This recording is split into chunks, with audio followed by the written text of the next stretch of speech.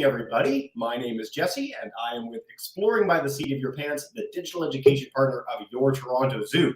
Now, we are thrilled to be back in our first full week back in 2022. We did over 600 programs in 2021, including a whole whack with the Toronto Zoo team. They do such amazing work in conservation of species and educating the public about the wonders of wildlife, and we are so thrilled to cap off our first week back with them today. So thank you guys for joining us, whether you're joining from the Zoo channels, the Exploring by the Seat of Your Pants channels. We are welcoming everyone today for a really, really exciting program. Now, before we dive in with the nitty-gritty of how this is going to go, I do want to do a quick housekeeping note to say that we are going to have two really fun interactive opportunities today. So number one, after Mary Ellen has done her awesome presentation, we are going to have a little short Kahoot quiz. So if any of you at home, classes, families alike, want to get up kahoot.it, kahoot.com in a separate tab, we're going to provide a game pin at the end before the Q&A, a little 4-question quiz that you guys can play around with. Should be a lot of fun. And secondly, with these programs, especially with the zoo, we get more questions than we can possibly answer in a single 45-minute extravaganza. And so we are making that a new thing this year by using Padlets. So if you guys want to go to padlet.com/EBTSOYP, our initials /Toronto Zoo, there will be an opportunity to share more questions after the fact with Mary Ellen and the zoo team to answer if you don't get your queries answered live.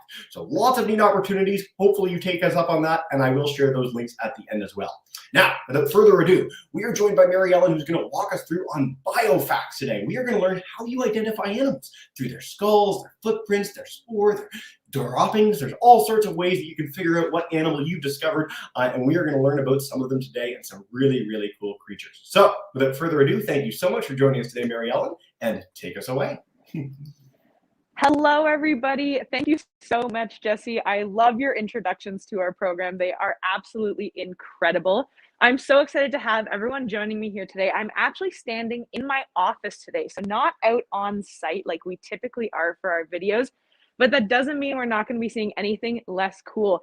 Around me, I have a variety of what's called biofacts. And what we're going to do today is actually I'm going to pick them up, bring them up to the camera, show them off to you. And it's going to be a little bit of a guessing game. So I expect all of our teachers, all of our participants and viewers here today, be ready at a keyboard because you're going to need to write in your answers to see if you can guess correctly. We're going to talk a little bit about the biofact. I might have a couple for each animal that we're going to be talking about today.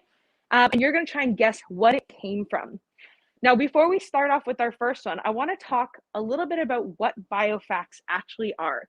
And if we think about the word itself, biofacts, we can break it down into biological artifacts. And so essentially these are parts or pieces of animals or plants who are no longer with us, and we're able to use them for educational reasons. Now, not everything I have here around me is directly from an animal. Some of them are replicas. So I'm going to have some skulls and things like that I'm showing off today. Some of them are that were previously from a living animal. And then some of them are what we call bone clones. So they were never from a real animal, but they are a replica of what the skull would look like. Other things that I'm going to be showing off today, artwork that our animals have made, and a couple other cute little interesting facts for them here, some interesting items for them. But what's really important to note is how we get biofacts and why we as the Toronto Zoo are allowed to use them. So we have a very special license as we are an accredited facility for education and conservation. We are allowed to use these biofacts, like the one behind me, for educational reasons. So a lot of the things that I'm going to be showing today, the general public, we're not allowed to own them. I don't take them home with me at night. They all live here at the Toronto Zoo, and they're kept safe and sound and brought out to show educational purposes like this. So without further ado, let's get started. Jesse, start with our first biofact here, and I actually have 4 things to bring out for our first animal to guess.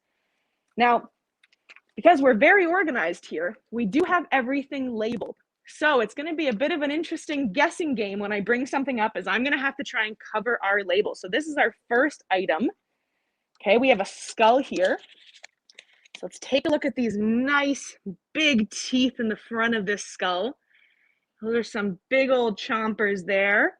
Now, a good hint that I'll tell you as we're looking at skulls and things like that, take a look at the teeth. If you see a lot of sharp teeth, probably means that that animal is a carnivore or a meat eater. If you see a lot of big flat teeth, probably means they're a herbivore. And you can test this theory out in your own mouth right now. Take your tongue and touch near the front of your mouth and the front of your teeth. Those are sharp teeth, similar to what this animal has here. Maybe not this big. And then at the back of our mouth, we have what's called molars. And those are flat grinding teeth that more a herbivore would have. And if you have a combination of both, it means you're able to consume meat and vegetables. Now, to give you some more hints for this one here, this is another part of it. Oh, we fell over there. There we go. Again, my finger is just covering the label for us. So this claw came off of the same animal. And then these were some of this animal's play toys. So this might have been a food dish that our animal was eating out of. It's very long. And this right here, we actually have a note on it. This is a ball, and it's supposed to be a play toy for our animal friend. And right on it, as a label, we actually have supposedly a heavy-duty device crushed within a few minutes. So I wonder, Jesse, do we have any guesses? Who could crush this in just a few minutes? I appreciate your epic blocking of all the labels, by the way. We have all the guesses on YouTube, a few on StreamYard as well. So for any of our YouTube friends, Facebook friends of the Zoo channel, you guys have been sharing so many answers, and it's awesome. And basically, there is universal agreement that this is a tiger. I think they might have it with this one, Mary Ellen. I think I wanted to start off easy. You know, I actually, if anyone was joining us in our last broadcast in December together, I actually showed off the same skull. I wanted to see if anybody had recognized it from before. So let's roll our first clip. You are correct. These are from an Amur tiger. So we have a little video clip here for you. That is Mazzy. She is our female Amur tiger we have at the Toronto Zoo. And our next little clip we have is actually her cub playing with a similar enrichment. So that's actually a barrel, and there's going to be food in there that little Mila is playing with. And that's exactly how we get a crushed ball, is from the tigers jumping on it, trying to get their snacks out of it, and showing their hunting skills off. So really great one there. All right, our next one here, we're starting off easy, making sure everyone understands. We just have one biofact for this one. What do we think this creature should be? Now, we pride ourselves here at the zoo. We try and have biofacts from every species of animal, but it's a little bit harder. I'll give you a hint here for amphibians and reptiles, and that's because they are typically very wet animals, and they dry out really quickly. So when we have them as biofacts, they don't last as long. So we can only gather a few little things from them. Jessica, do we have guesses for this one? We sure do. So we've got a whole bunch coming in from our StreamYard classes too. We had a lizard originally, but we've switched to frog. Frog is universal. I love the cool hip bone thing too. Very, very neat. Right? It's very cool. And you are correct, everybody. Frog, we can roll the clip here and show off some of our lemur leaf frogs that we have at our Toronto Zoo. And actually, Jesse and I just last year did a whole program on frogs. If you check out the Exploring by the Seat of Your Pants YouTube page or the Toronto Zoo YouTube page, we did a whole program all about frogs and how incredible and important of a species they are in the world and why we should care about them. All right, we're getting a little bit harder here, a little bit more unique. So my next one here for us is 2 parts. My first part here is something that this animal would like to eat and chew. Maybe not eat, but they will definitely chew on it. It's a bowl and our ball that we had a moment ago. So this is something that they're chewing on in their habitat. And I don't have a skull for us. I have footprints, and I'm just going to try and cover our name here, but this is a front, oh, our camera's backward, a back paw and a front paw. And these are not the actual paws, these are replicas out of footprints. But can anyone guess what animal this might be? You did say you were starting out easy, and I gotta say, we've got like the most engaged audience of all time. They are universal that this is our beaver. It is very good. And we can tell it's a beaver. Beavers do a lot of chewing in their habitat to make their dens and make their dams that they have to block the water.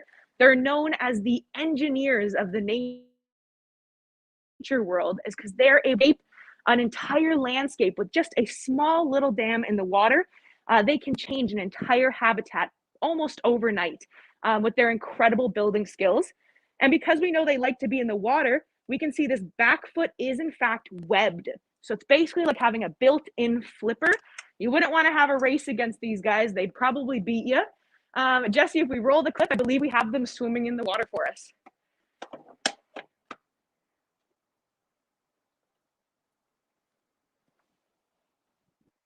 So we have two beavers here at the Toronto Zoo, June and Ward. And this is them here enjoying a little snack.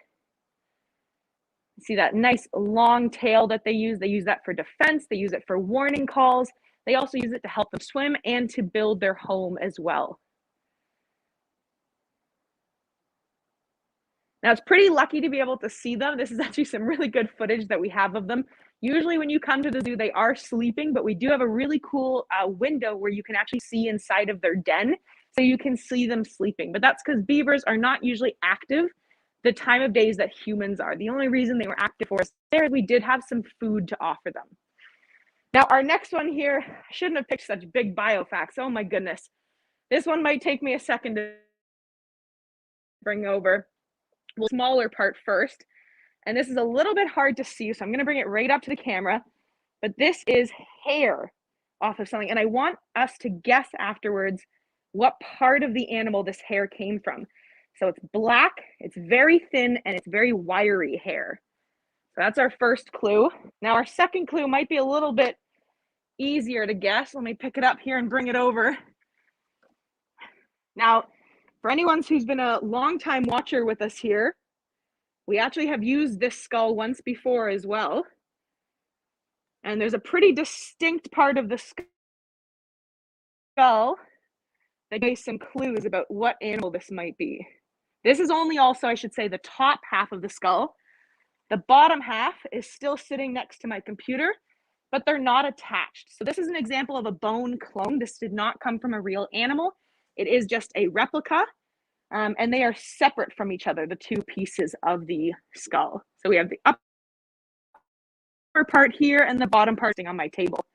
What do we think our guesses are? And bonus points if you guess correctly where that hair came from off their body. Yeah, we haven't had any hair guessers yet. I do want to go back really quickly to Beaver to say that June and Ward are the greatest names of all time. And we have someone who's had a beaver chase their paddleboard this year. So if you want to share related stories to animal experiences with these creatures, please do. There is like almost universal. This is like the best audience ever. Giraffe is our like universal answer on YouTube. Way to go, guys. Very, very cool. Wow. That is impressive. We have a very smart, good group this morning. Are there any guesses for where the hair, what part of the giraffe the hair came from? Yeah, we're starting to get those coming in too. So we've got mane, we've got hair from the tail, we've got, no one said ear or back yet, which I think is good. Tail or neck. Perfect. So yeah, or eyelashes. Ooh, that's kind of fun. Very, very fancy. Ooh, they do have very long eyelashes. You are correct. But it is from the tail hair. So they use their tail as like a fly swatter. You know, when flies are buzzing around us, we move our hands, you know, we'll push them off us. Giraffes really don't have that option with their four hooves. So just like a horse or a cow or a lot of pigs as well, they'll swish their long tail hairs around, and they can even kind of hit up on their shoulder area, and that helps them to brush the flies away. And this tail hair will fall out naturally, and our keepers just collect it up for us. We don't pull it out of their tail. But when the keepers have it, we do take it, and then we can use it for programs like this, which is really cool. Let's roll that giraffe footage. We actually have 3 giraffes at the Toronto Zoo. We have a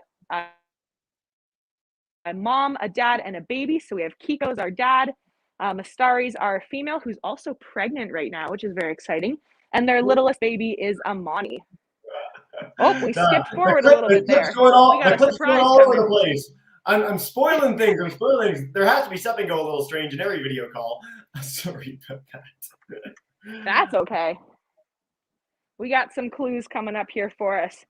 All right, so our next one here is a 3-parter. We actually have 3 pretty cool ones. Let me cover our labels again here. So for these ones, I'm not actually going to tell you what they are. We're going to see if we can just guess them by looks alone. And then I'll go each part of it is afterwards. Thank goodness I didn't do my nails for this program. They're getting a lot of up close looks here today.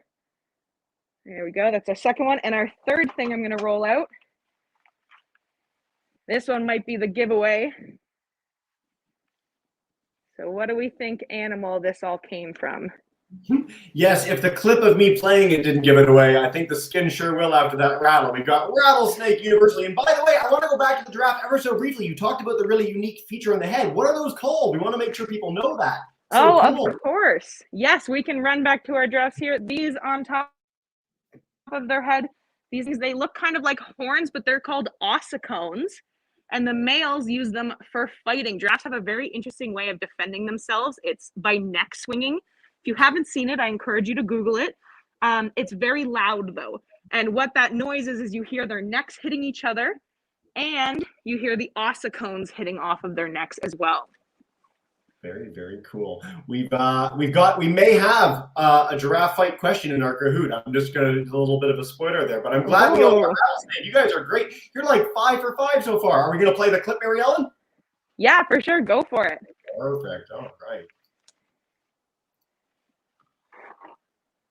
So that's one of our Massasauga rattlesnakes. This is the only rattlesnake that is native to Ontario.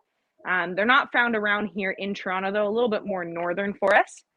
But they are quite impressive. A lot of people are very scared of snakes, though, but I want to encourage everyone on the call today to not be afraid of them.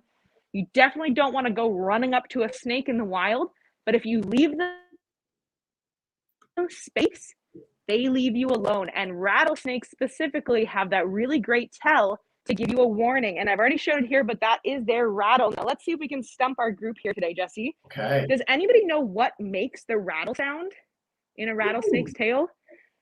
Right. What is it? What makes the sound in their tail? This is what their tail looks like. Yeah.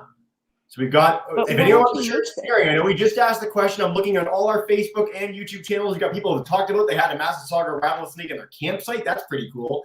So nice to get a chance to see snakes.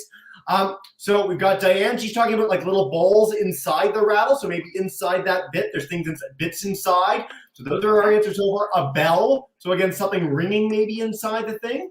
Keep those answers coming. I think these are pretty good. Scales, clicking scales together, all sorts of options. This is very cool. Liquid inside. What is it, Mary Ellen? Oh my God, I love the liquid answer. That might be my favorite one I've ever gotten. It's actually just their shed of their skin. So the other biofact I showed you, now this isn't from a Massasauga snake, but it is from one of the snakes we have at the zoo. Now I have a headphone in. I'm going to see if you guys can hear this or not. Can everybody, were you able to hear that? Absolutely. Very cool. Okay, so that was a little bit of ASMR there for us with biofacts. But this is what happens when a snake is growing or they have an injured scale. They're able to shed off that outer layer of skin or scales. Humans do it too. That's what the dust is in the air, is our skin cells, a lot of it. So we do it 1 or 2 skin cells at a time. Snakes and a lot of other reptiles do it whole chunks of their body at a time, or maybe even their whole body, depending on how big they are. And every time they lose a layer of their shed, it stays on their tail. And it just keeps growing and growing until they get more and more layers of snake shed on their tail. And that's actually what causes that rattle sound. So even me just crinkling it up a little bit here as I was talking, you could hear how loud it was. If it's all shaking together, that's what makes that rattle sound. Now I mentioned as well that they're the only venomous snake we have here in Ontario naturally. But a lot of people get kind of confused between venom and poison. Does our group here today know the difference between a venomous and a poisonous animal?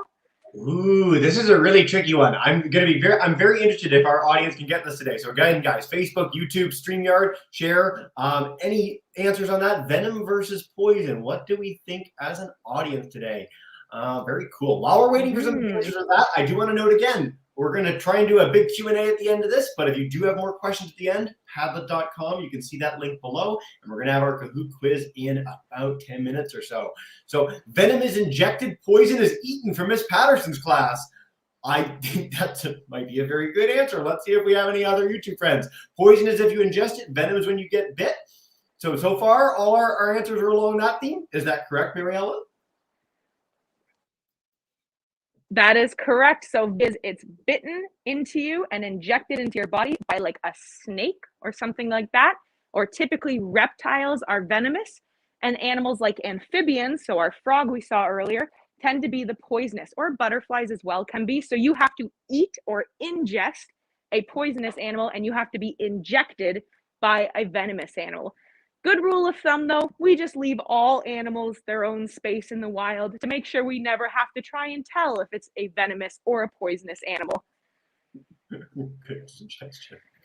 Yeah, always a good one there. All right, our next one here, we're going to try and guess what animal laid this egg. So this is my head for comparison. Now I am sick, but I don't have that big of a head. What animal do we think was able to lay this egg? That, like, all the answers, everyone's just so right today. You guys, honestly, we'll need to do a much more advanced biofacts next time, Marianne. We'll really stump them with like platypus skeletons and stuff like that. Oh my So gosh. we've got a few different ones. So the overwhelming answer is ostrich, but we are getting emu as well. Very good that some of our folks know some of the other big birds that are out there. Cassowary is another one. In fact, I really do encourage our other friends to look up emu and cassowary eggs when they're done this broadcast, because they are remarkably colored in some of the most amazing things in nature. But I'm going to say that 99% of our audience has it right. It is an ostrich egg.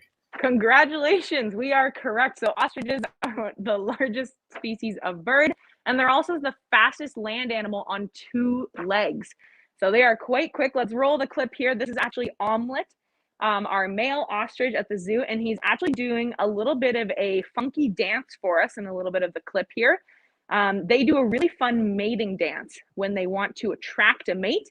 And Omelette here thought that the person filming was, you know, looking really pretty and wanted to impress them a little bit.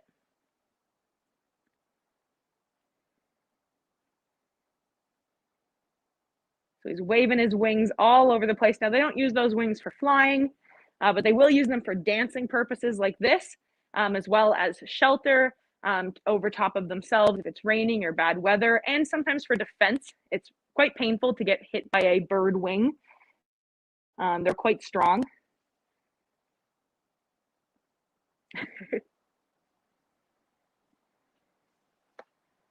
There he is, checking everybody out. It looks deceptively small there because we're standing a little far away from him. But like I said, I'm 6 feet tall, so I'm fairly tall for a human, and he would be way above my head. He would be cut out of frame right now if he was in this photo with me. Now, our next thing here isn't actually from an animal, but I wanted to show off. We also talk about in a lot of our zoo presentations the food that we give our animals.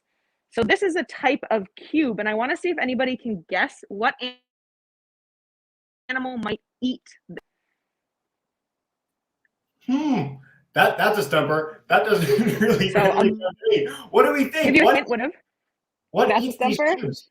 Yeah. So in here, this is got some hay and some vitamins and minerals in it. What do you think might eat this? It's got a really fun name. Or at least I think it's fun, you know. It's very descriptive. Okay. We've got tiger so far. We've got giant bunny is an answer in StreamYard. I like that. Like super rabbits. We'll have to do a program on them later in the future. Monkey, horse, donkey, jaguar, wolves, goat. See, okay, we've officially reached our stumper. If you get this right, bonus points. Very good. Hippo. Jeez, what does eat that? It's wild. I love it. Well, a couple people got it right. It's not just one specific animal. It might be backwards for you here, but these are what's called herbivore cubes. So for a lot of our herbivores, so animals eating lots of plant material and hay, they get these cubes because we jam-pack them with extra vitamins. So you might take a vitamin pill in the morning. This is what we offer to our herbivore animals to eat to help them get some supplements in their diet. Now, the clip we have to roll for you here is actually a little sneak peek into our nutrition center. Here at the zoo, we have an entire kitchen staff that prep all of the different diets for every single animal every single day. And they are an incredible team of staff who work hard to prep all the vegetables. They bring in the meat, the herbivore cubes, and prepare it all for our keepers to send out to our animals.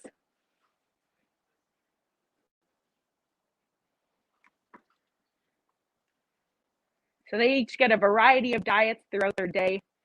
and there's a lot of different options for them to eat, and then the nutrition center tracks it all with the keepers so we know how healthy our animals are.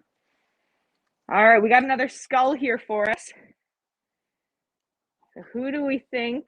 Remember we talked about sharp teeth versus flat teeth, what that means. Yeah, I don't think this guy's getting any Herbivore Cubes. Let's put it that way. But someone did get Herbivore Cube in Facebook, which is way to go. So all our answers are to come in. Yeah.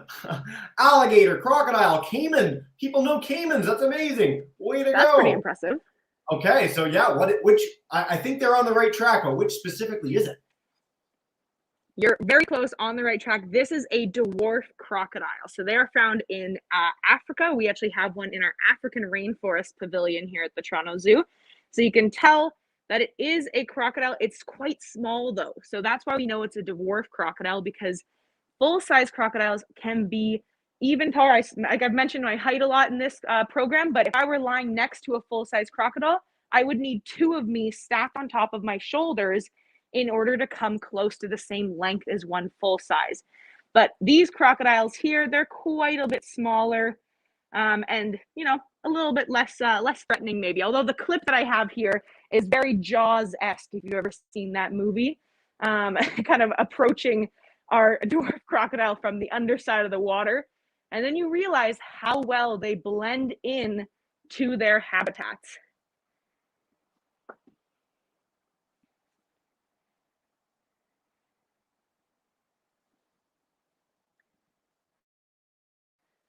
Quite impressive there, her sitting on top.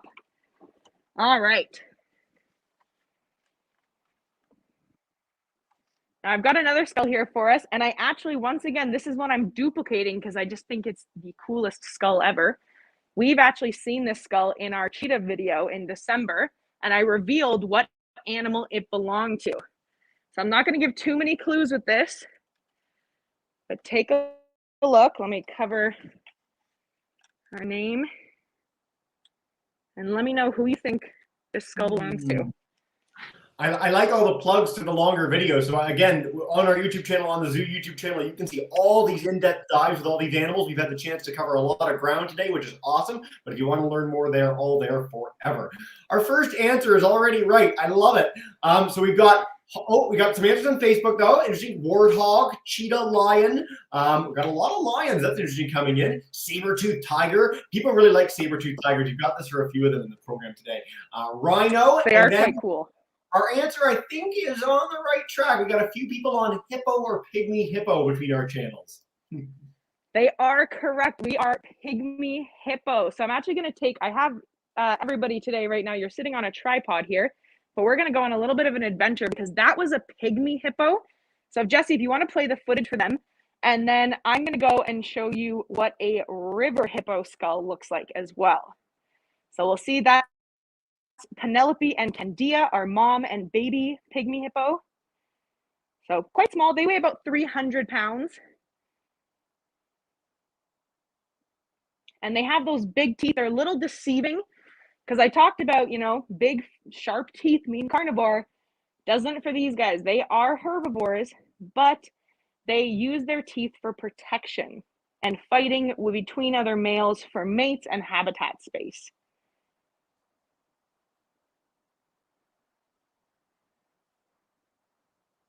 So you can see there that she's eating a nice bed of hay and lettuce. There was probably also some carrots or sweet potato, but they tend to eat those first as they are their favorites.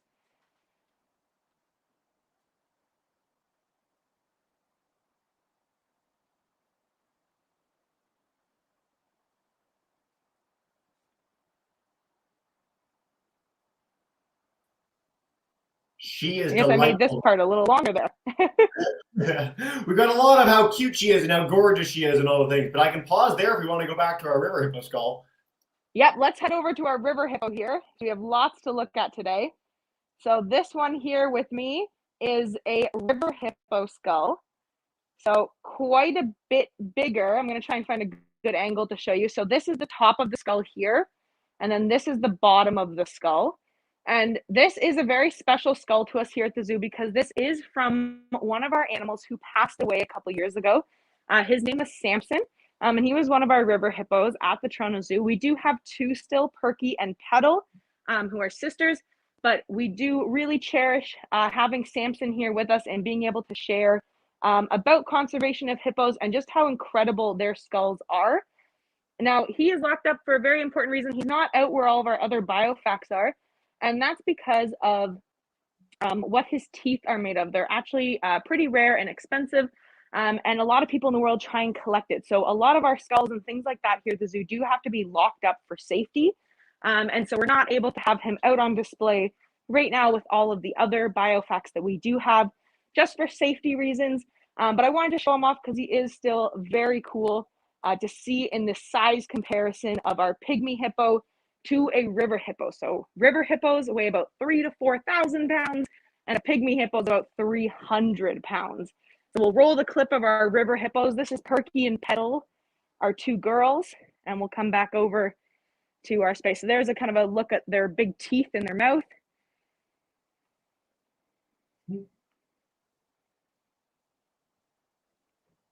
That looked delicious. There we go. Yeah, all the yummy hay there for them. Alrighty, let me check my list. Now our next one here, I'm going to try and stump everybody again, so I'm not going to tell you what these biofacts actually are. You're just going to get to look at them first. I'll try and get them in at least a good view for you with no glare. Oh, there's a light above me, so it is glaring a little bit. That's half the fun. Looks like a claw of some kind. And then got to cover this part here, but you can see first hatch in Canada. Very exciting. That might give you a clue if you're really into some species of animals. And you might remember I said that for reptiles and amphibians, it's a little hard to keep their biofacts because things dry out. So that might give you an idea of what species or type of overarching animal we might be looking at. And our third thing to give you a clue is this.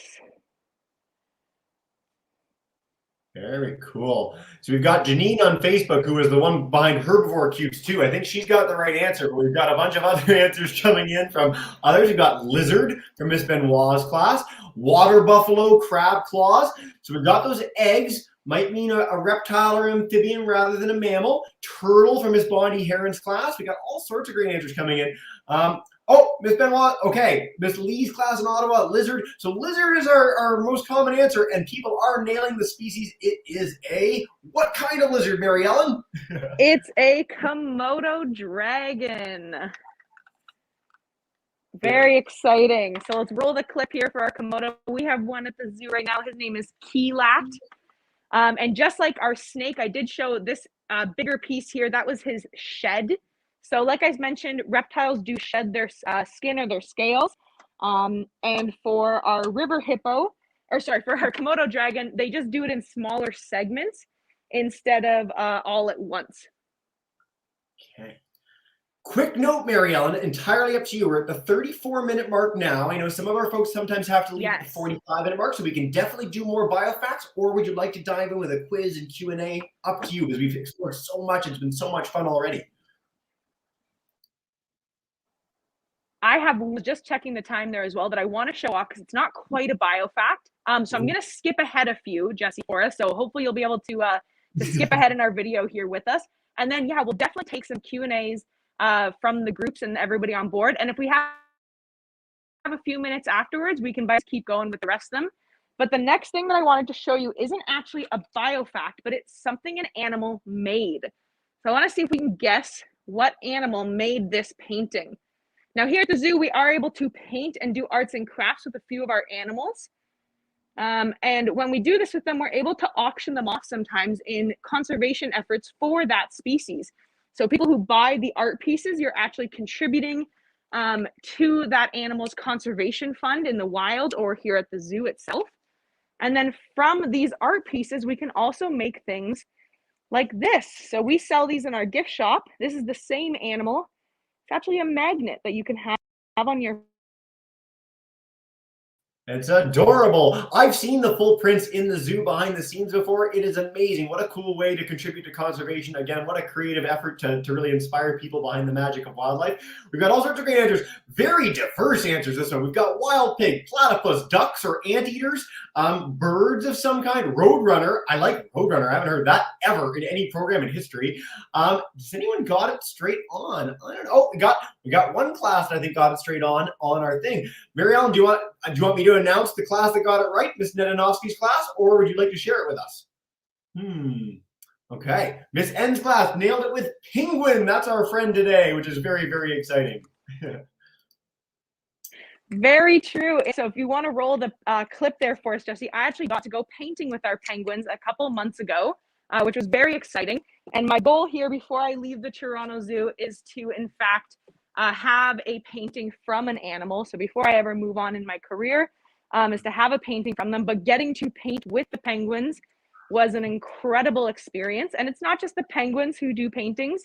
In a second here in the video, you will see also a clip from a kiss from a hippo, which is actually Samson. He was the one who oh yeah, that was my boots after the painting. They were very cool. This is Samson's kiss. So it was turned into a Canadian flag. And then also this is Charles, our gorilla. He has painted many paintings in his past. So it's pretty cool, and you can buy them as well. This is a hippo kiss on a keychain, and these are tiger paw prints on a keychain as well. So these are all available in our gift shop if you come to the zoo, which is really cool. And we can turn their art into souvenirs, which is awesome. Amazing. All right, let's dive into some of those questions, Jesse. I'm sure there's a few with everything going on back here. Yes, we've already had so many pouring in our Facebook and YouTube channel. So what I want to do to dive in, we're going to go a little bit longer than our typical program today because we're just rebels together. So I love your enthusiasm, everybody. I do want to start with that little Kahoot quiz. Test some of your understanding of some of our things today. Maybe show off a few biofacts we didn't necessarily get to cover in the beginning. And so what I'm going to do now is open up Kahoot.it. If you guys want to type in the pin 2125546, lots of time to do this. I'm going to bring up the quiz on my end. It's 4 questions, a little bit of multiple choice, a true or false. Now, you don't win anything, but you do win Mary Ellen and I's everlasting respect if you win this quiz. And so far this year with Kahoot, we've had several hundred people each time. I know we've got over 700 kids today joining us from around the world. So head to Kahoot. I'm going to exit out of my one screen share here, and I'm going to bring up our Kahoot, and we are going to get underway. For those unfamiliar, the faster you answer, the more points you get. So be quick on those trigger fingers, so to speak, and we are going to dive in together. Over 27 of you just pouring in. This is great. And you guys all get fantastic animal names today, which I think suits our theme very, very well. So head to Kahoot. We're going to get underway in just a second. And Mary Ellen, when there's a few seconds to go, I think we can start giving them hints. What do you think?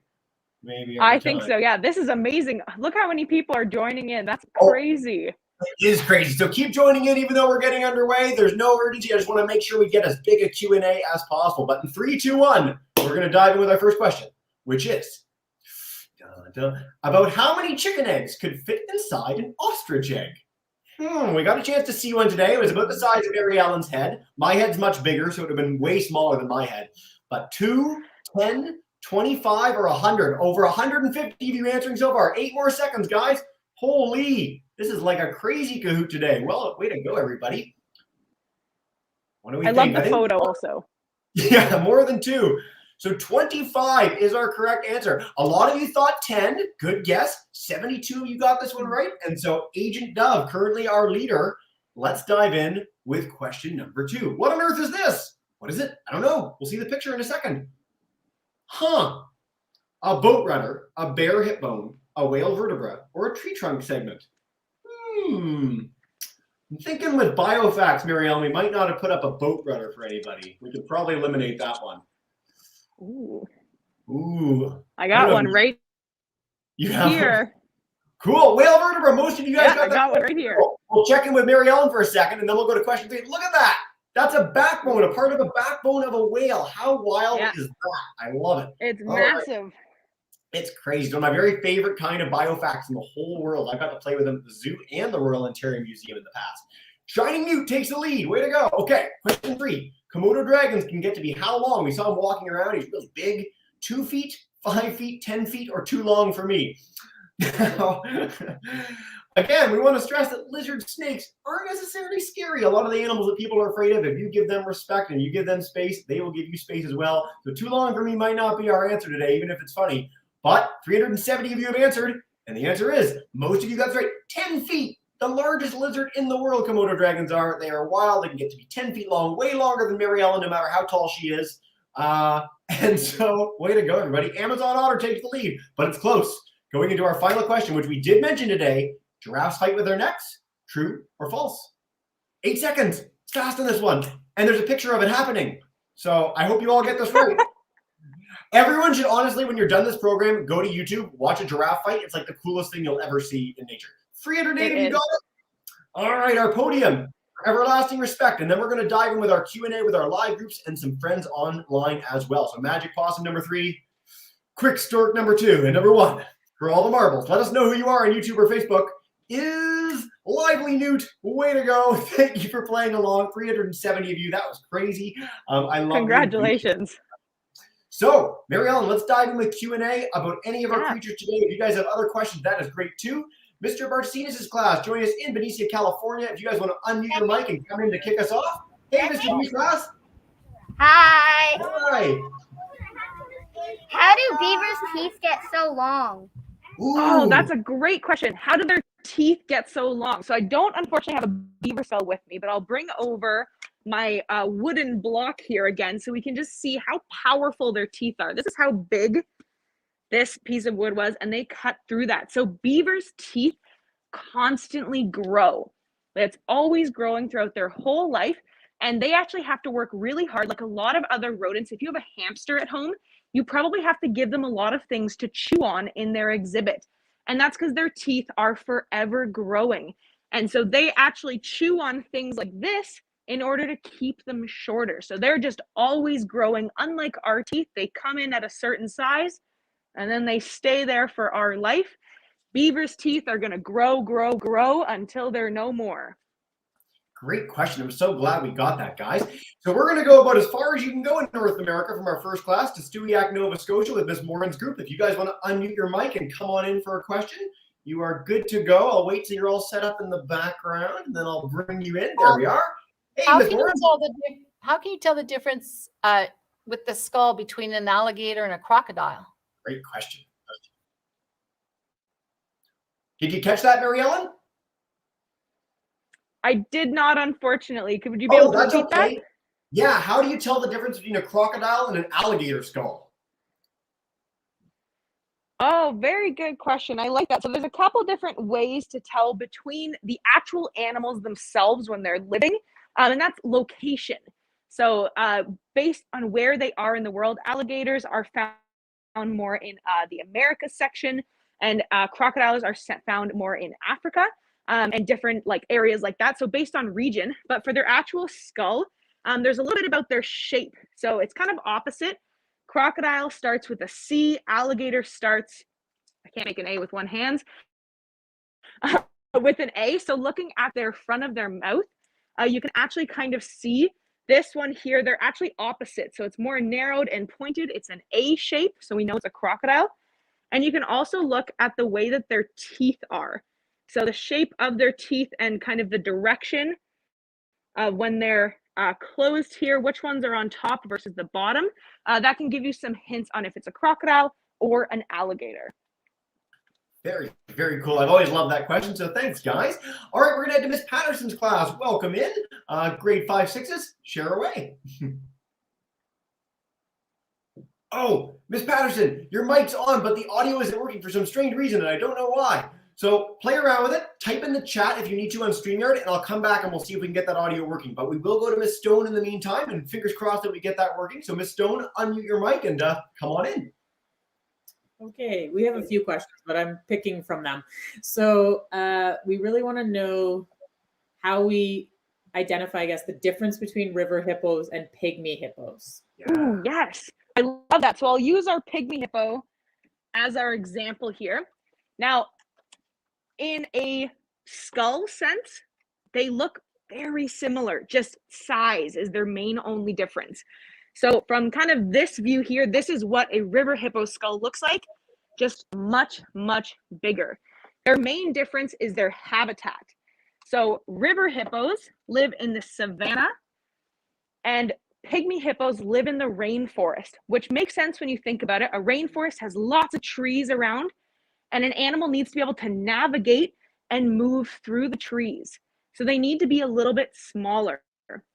Versus in the savanna, not a whole lot around, and being bigger is a little bit safer from predators like lions and hyenas.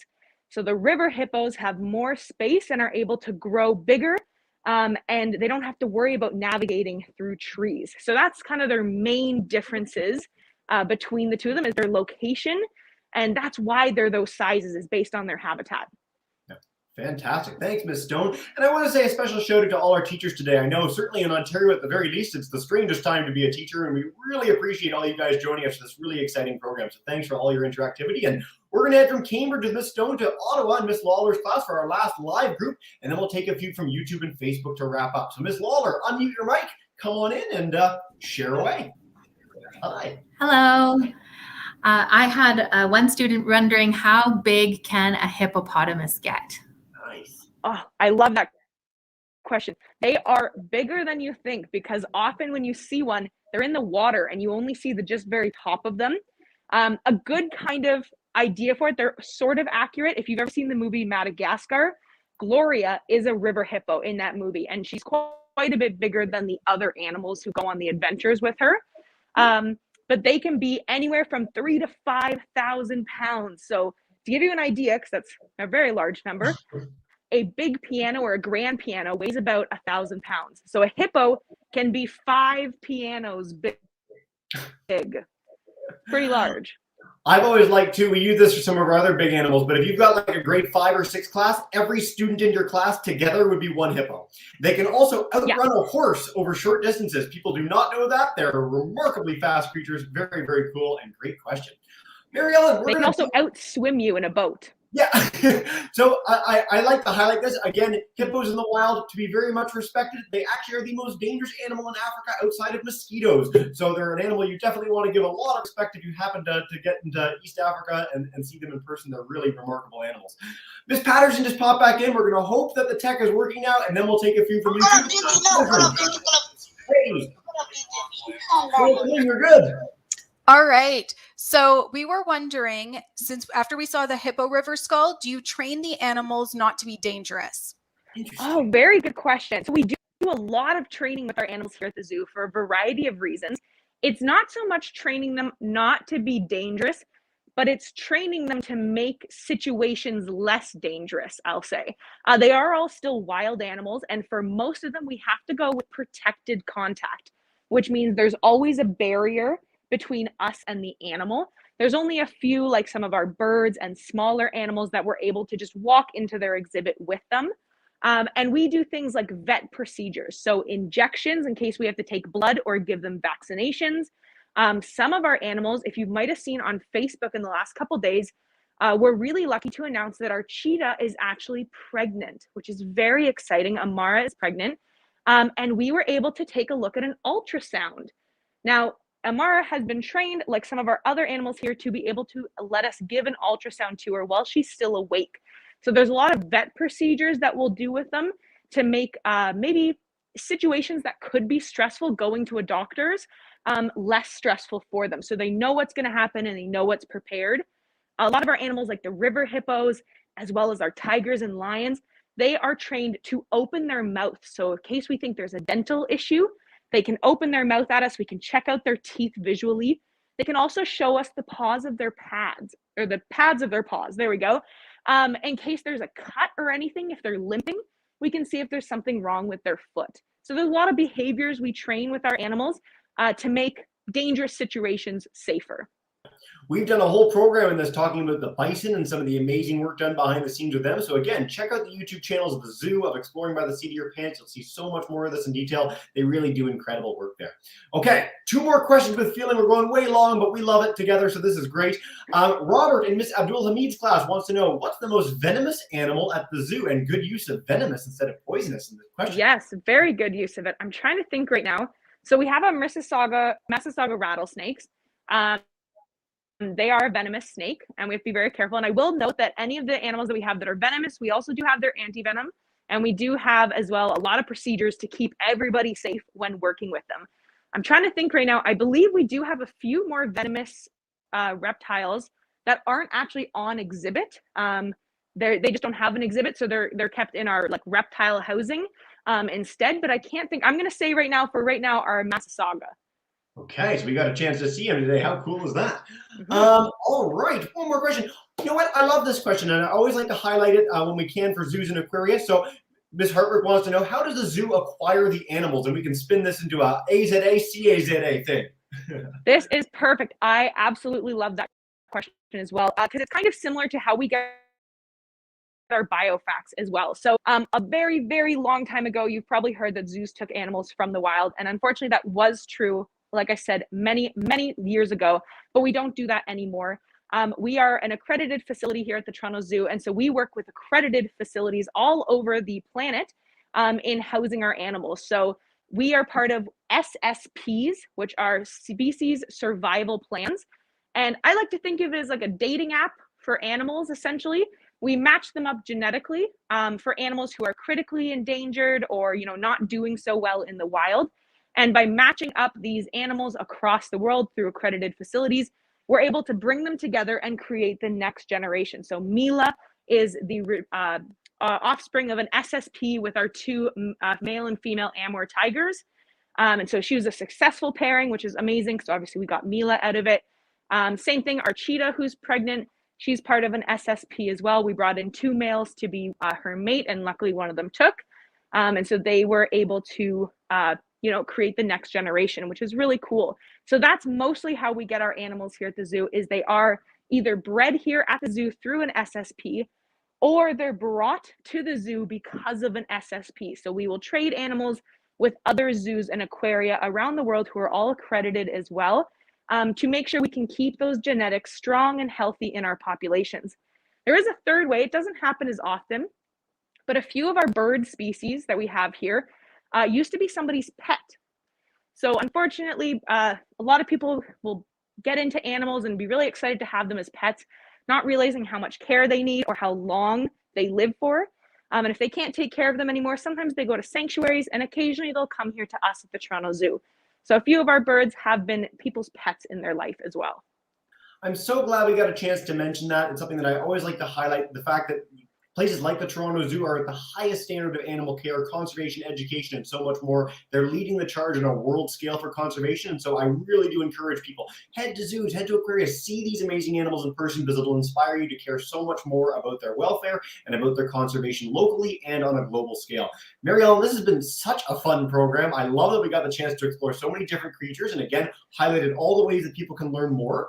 I did want to showcase a few quick links for people. If you guys want to learn more about the Toronto Zoo, TorontoZoo.com. They're closed to the public right now, but the animal care continues. They're doing such amazing education work like this, and hopefully their doors are open again soon for you guys to come visit. Tons of great virtual offerings, as Mary Ellen's been involved with most of them over the last few years, which is amazing.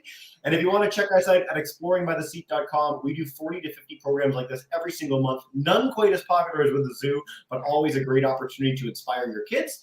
And last but not least, I've highlighted this a whole bunch. Share more questions. Our goal is to inundate Mary Ellen and the zoo team. I'll help answer as well. We're going to get you all the answers that you need for questions. So many queries today. This has been so much fun. On Facebook, on YouTube, Mary Ellen, I'm going to bring in our live classes to say a quick farewell with me. So Miss Stone, Miss Patterson, and Mr. B's class, live in class in California. Thank you for joining us. Mary Ellen, thank you so much, and have a wonderful day, everyone.